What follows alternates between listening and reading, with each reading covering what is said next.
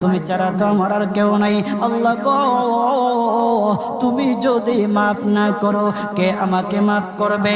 তুমি যদি মাফ না করো কে আমাকে মাফ করবে?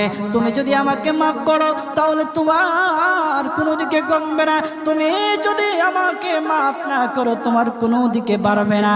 আল্লাহ গো, তুমি আমাকে মাফ করে দাও। সারাটা জীবন অন্যায় কাজ করেছি, সারাটা জীবন নাফরমানি করেছি, আমার কাছে কালেমার দাওয়াত কম আসে নাই, আমার কাছে কালেমার দাওয়াত কম আসে নাই, আমাকে লোকেরা কম বোঝায় নাই। ওগো আল্লাহ, তুমি আমাকে মাফ করে দাও। মাফ না করলে কোথায় যাব, কার কাছে যাব? বাবা যখন মারে তখন মার কাছে আশ্রয় নেওয়া যায়, মা যখন প্রহার করে তখন বাবার কাছে আশ্রয় নেওয়া যায়, বাবা মা যখন প্রহার করে তখন দুনিয়ার কারো না কারো কাছে আশ্রয় নেওয়া যায়। ওগো